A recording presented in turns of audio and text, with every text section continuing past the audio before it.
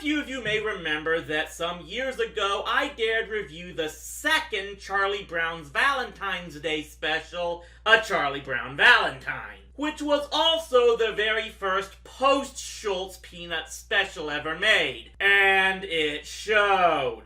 The main problem was that there was basically no story to the entire episode whatsoever, with its only possible climax being when Snoopy stole the little red-haired girl from Charlie Brown, because why the hell not? But because I reviewed that one, naturally a lot of people wanted me to look at the original Peanuts Valentine special, Be My Valentine, Charlie Brown. Well, never let it be said I don't listen to the public. The special begins with Chuck camped out underneath the mailbox. What are you doing, Charlie Brown? I'm waiting for Valentine's. Oh well, good luck. Thank you.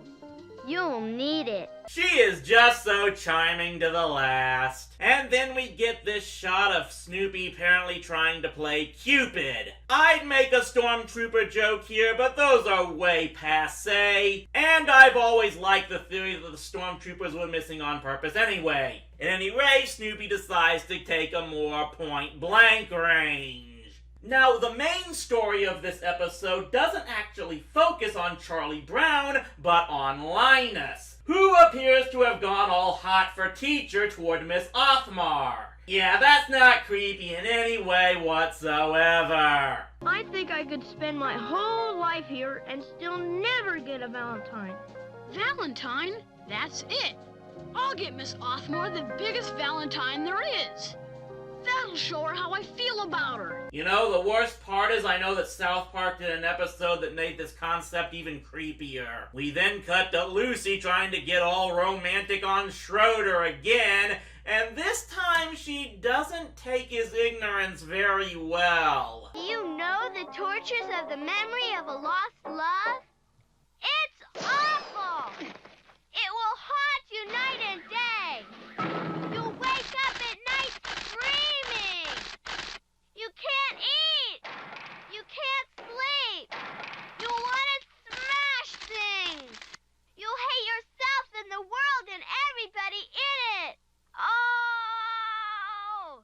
Yeah, it's a good thing Schroeder orders pianos by the truckload. So Linus goes out and buys the biggest box of Valentine's candy out there. It's kind of expensive, isn't it? The amount of money that you spend on a present should be in direct proportion to the amount of affection that you have for that person. Yeah, who cares about that whole "it's the thought that counts" idea? I didn't say I was in love with her. I merely said I'm very fond of the ground on which she walks. Oh, well, that's totally different. I don't know why I was so creeped out before. And after scolding him for wanting to get a Valentine's Day present for his teacher, Violet looks to get one for hers. Sally sees Linus carrying out the big present and naturally assumes it's for her. You just heard him fawning over Miss Othmar earlier. I know love is blind, but when did it become deaf and dumb? Oh, and Violet doesn't even bother to tell Sally it's not for her, because apparently Violet likes to be cruel to every member of the Brown family. Although how this special ends is gonna kind of throw that into question. We then cut to this big filler scene where Lucy attends a live stage performance that Snoopy is putting on, and the show is quite interactive. Across the bridge and up the muddy road. Muddy road? You know, this scene actually got cut from the televised broadcast I first saw as a kid, and seeing Lucy get all this crap thrown at her, I'm really sorry I didn't get to see it before now. Hey, there's another performance this evening. Remind me not to come. So as the school plans its big Valentine's Day party, and Charlie Brown begins to believe someone will give him a Valentine in as big a class that he's in, because this is apparently one of those specials where everyone is somehow in the same class, including Linus and Sally, who are supposed to be younger than Chuck. Sally needs help trying to make a Valentine for Linus, and Chuck tries to give her instructions. I'm guessing this is what passed for the mandatory educational part of the show. Of course, Snoopy just has to be a show-off as usual.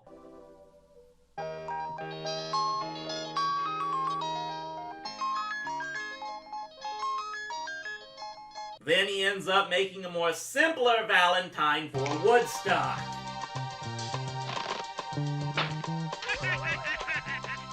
Boy, Cupid could really be violent at times. So the day of the party comes, and despite Linus continuing to be blatantly obvious that his gift is for Miss Othmar, Sally continues to believe it's for her. Because Sally is a few quarts low. Oh, and there's also this gag involving heart candy, where Sally gets one that seems to have the entire works of Elizabeth Browning written on it. Another educational spot, I suppose. Meanwhile, Chuck is just eagerly anticipating getting Valentines, to the point where he brought an entire briefcase with him in case he got too many to carry. Look at that. Charlie Brown still hasn't received a Valentine. Did anyone send Charlie Brown a Valentine? Who would waste a Valentine on stupid old Charlie Brown? You know, that exchange is actually kind of symbolic, given how Lucy replaced Violet as Charlie's main antagonist over the years. And of course, when Chuck gets his Valentine's candy passed out, it's not quite as uplifting as the others. Man, someone was bitter at the candy factory one day. And of course, the party ends with him not getting any Valentines because the world hates him. But don't worry if you feel bad for Charlie Brown, because Linus is apparently getting it worse. He's in a rush to give Miss Othmar his heart quite symbolically, but not before she leaves and rides off with her boyfriend.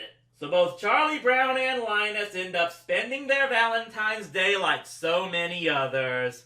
Miserable. Ow! Ow!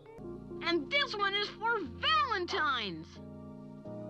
This one is for romance. This one is for Elizabeth Barrett Browning. This is for How Do I Love Thee? This is for...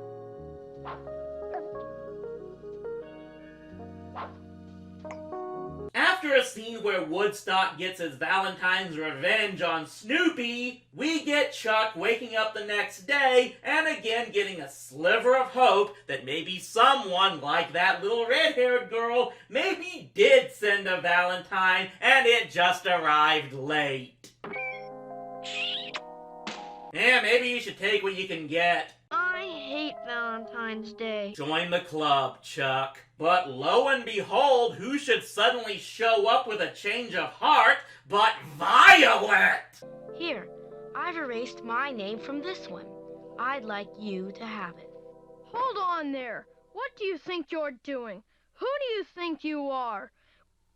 Where were you yesterday when everyone else was giving out Valentines? Is kindness and thoughtfulness something you can make retroactive? Don't you think he has any feelings? You and your friends are the most thoughtless bunch I've ever known. You don't care anything about Charlie Brown.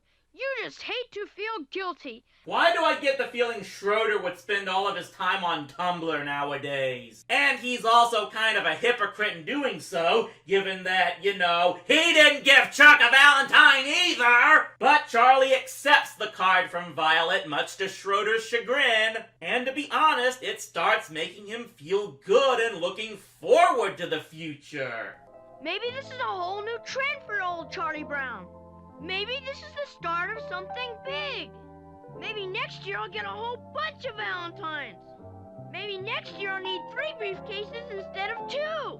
Maybe next year I'll even... Happy Valentine's Day, Charlie Brown. So how does Be My Valentine Charlie Brown turn out? Well, especially given the time period that it came out, it's actually probably one of the better Peanuts holiday specials out there. Yeah, most of the plot is a real downer, but it does end on kind of an uplifting note. And sometimes with these Peanuts specials, especially those made in the Vince Guaraldi era, that's about as much as you can hope for. So, yeah, I can't really say that this special sucks. Maybe that's my Valentine's Day present to all of you, to review a Peanuts special that wasn't that bad.